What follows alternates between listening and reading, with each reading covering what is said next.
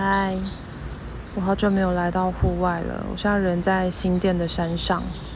今天天气很好。然后听说这边有一间很棒的毛线店，所以我今天就特别的开车上来，想要去拜访。然后一到山上来看到这些美景，心情有够好。哦，我到了，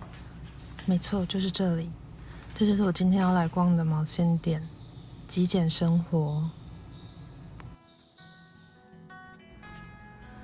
极简生活 Rachel Handmade 是我关注了一间很久的毛线店，然后它的店主 Rachel， 她原先是在大学的行政部门工作，然后她在退休之后呢，就投入了这个毛线的行业。在极简生活，我们可以找到很多欧洲的毛线，像是英国啊，还有冰岛跟丹麦的。我一开始会注意到极简生活，是因为发现他们进了冰岛的毛线。那有用过冰岛毛线的朋友就知道，它的手感是比较粗硬一点，那就跟可能大众对于好的毛线的认知会有点不一样。我们以往可能觉得好的毛线就是要很柔很软，但是冰岛毛线它恰恰相反，它的纤维比较长，然后比较粗，也比较硬。那也因为这样子的特色，它就特别适合用来做配色编织，然后它做出来的织物保暖效果跟防风效果都很好，所以就很符合他们当地的气候的需求。所以那个时候我看到台湾有人进这款线，我就是吓了一跳。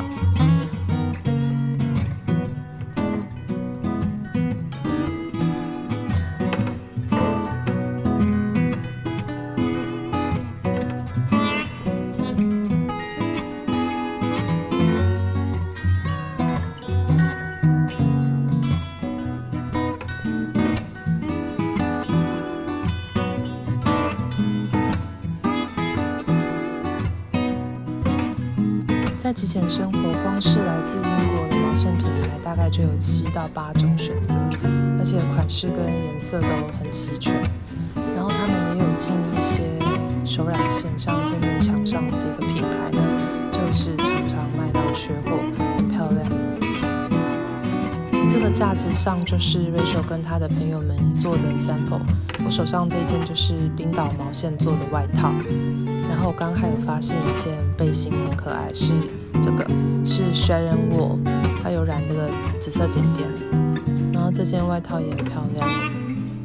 Rachel 跟我说，其实这个架子上有一半都是他的朋友或是客人做完之后，就是借他放在这边展示。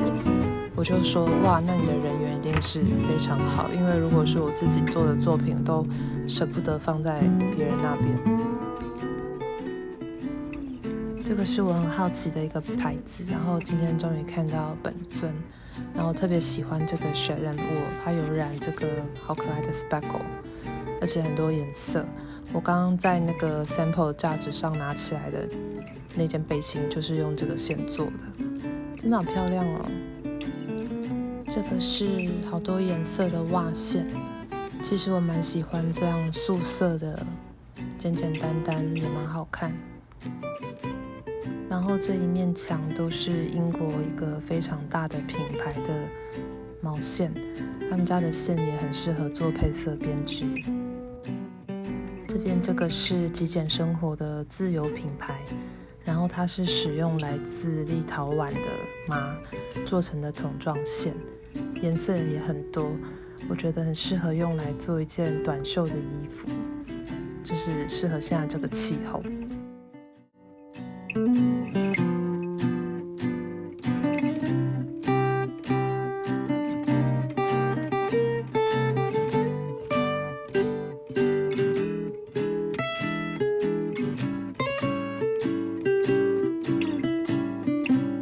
这次特别来到极简生活参观，当然也是有准备一些问题啊，想要问问店主 Rachel， 所以这次也一样安排了一个小小的访问时间。其实我是16年哈，我从那个大学的行政工作，那时候实在身体不太好，太累了，后来我就辞职离开。其实也没有想要做什么，只是想休息。因为时间多了嘛，那你就会想玩一些手作啊，所以我们那时候就开始就学什么手工皂啊，然后去上什么芳疗啊，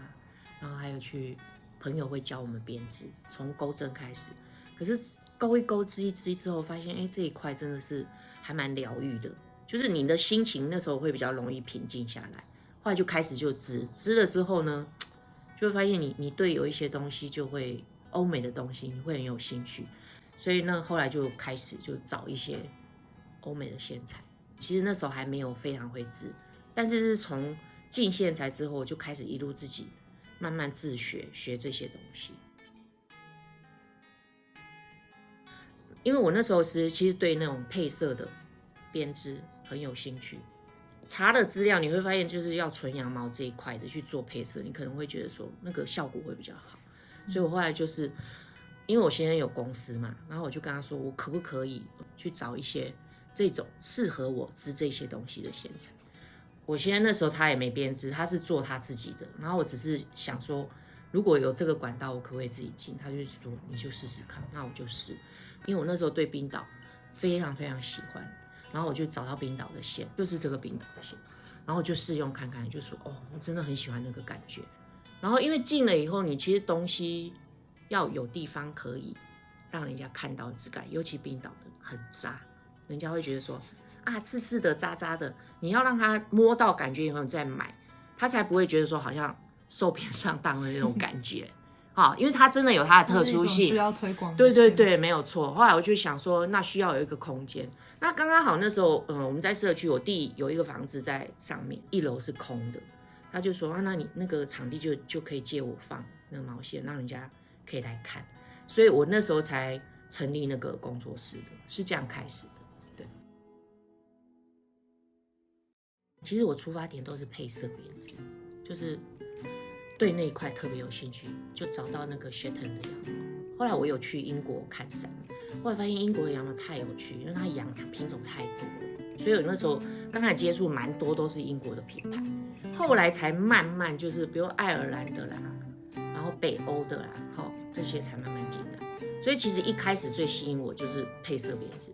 它是带领我进到这个线材这个市场里面。后来因为我自己蛮 focus 在费尔岛编织这一块，就慢慢是这样开始的。在欧美来讲，他们其实不知道台湾有这么多人在编织，所以其实你要去跟他谈这个品牌要进口这件事情，尤其像冰岛这个牌子，其实他们也很久了，历史很久 ，Shetland 也很久了，所以他们其实确实是一开始就是他会对你有一个问号，但是我觉得就是透过沟通嘛，我就把可能我会做的那个，比如说去介绍织图，然后你们的东西线材要特别做怎么样的那个介绍，那时候就有写一些做法给他们啦，然后就跟他们讲，然后我说我愿意去努力看看，那我希望说你可以让我这个台湾市场可以把你们的线材介绍给他们，把你们编织的那个美介绍给大家。后来我们还是有亲自拜访嘛。他们其实看到你来了，其实那个心见面3分情，真的，我觉得这个很重要。所以后来他们就是觉得说，你态度很诚恳，你也很愿意努力，后来他们就愿意把这个品牌让你引进到台湾。因为据我所知，能拿到独家真的是不容易啊。对啊，我一直有跟他们讲说，这个市场很小，我希望你们的品牌在这边有一个独特性，然后让它有一个专门的管道去介绍它。刚刚成立工作室的时候，因为有很多朋友就觉得我在山里面很远，然后有一些在中南部，他们觉得说要来一趟太困难了。后来我就想，那你们来不了，我去。所以那时候我就跟杨爸说，那我可不可以把那个车稍微布置一下，我们把线材带出去，去中南部，然后让他们去看到这些线材。然后也跟他们介绍，然后也交朋友认识一下这样子，所以我们就那一年就出发，就3天2夜，就跑了那个从高雄、台南，然后台中，每一天就换不同的地方，3天2夜，就后来就真的蛮让我惊讶，就是非常非常热闹，然后大家就说OK， 现场摸到线材好开心啊，什么什么的。那其实那一次就还蛮成功的，很好玩，很好玩，因为我们2个也是老嘛，就是当旅行这样子。今年还会再办吗？应该每年，后来就是会 routine 吧，因为就变成好像是一种去看老朋友的那种感觉。其实前2年有1年是环岛，从那个宜兰，然后花莲、台东，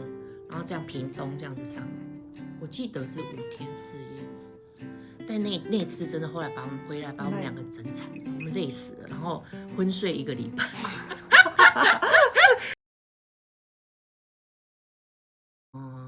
就是因为我一直很喜欢费尔岛编织，所以呢，去年呢，我就在年初的时候，其实我就设定说，我们这1年来推广费尔岛编织，所以我们就叫费尔岛编织年。那时候就发想说有一个编织营，然后是专门做费尔岛编织的这样子分享，然后我就去参考国外，他们有一些那种活动，就那种4天3夜啊什么的。可是因为第一次，然后我又没有经验，然后我也很害怕没有人参加，然后想说那就2天1夜。然后老师就选了一件背心，就从 Children's Week 里面的那个年刊找了一件背心，然后我们就用那一件背心当主题就织。后来我本来只有开10个名额，然后就放上去，可是他在半个小时之内那个10个名额就没有了。然后我们是去台中那个场地包栋嘛，后来就想说那还有另外一栋，就把它包下来。后来那一次是做了大概20几个人的，那个真的把我吓到，我不知道会有那么多人，所以就2天1夜，我们就去到那边，然后住在那边，然后就织那件背心，结果大家的回响都非常非常棒，因为他们很希望说有这样子的活动，让他可以跟你的编织同好聚在一起，然后是有主题性的。那这个还会再办吗？所以呢，那次他们办得很棒，然后他们觉得2天1夜太短，然后他们就希望说未来可以再办，然后时间可以长一点。所以今年我又规划了，就6月份我们会在深坑那边3天2夜。然后我们这一次的主题就是 Kay Davis 的作品，他麻花跟配色都是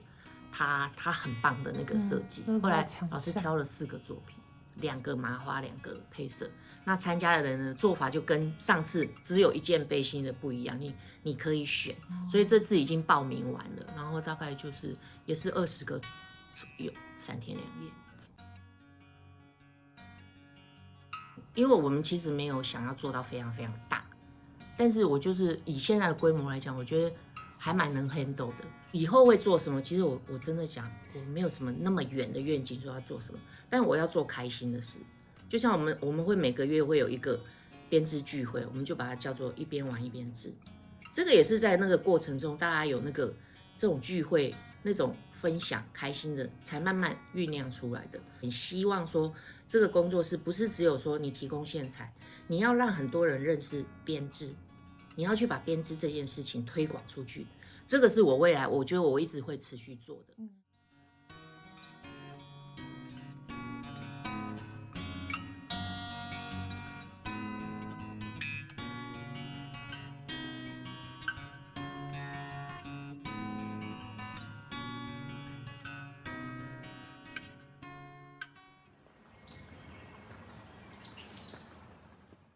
这是参观极简生活的工作室，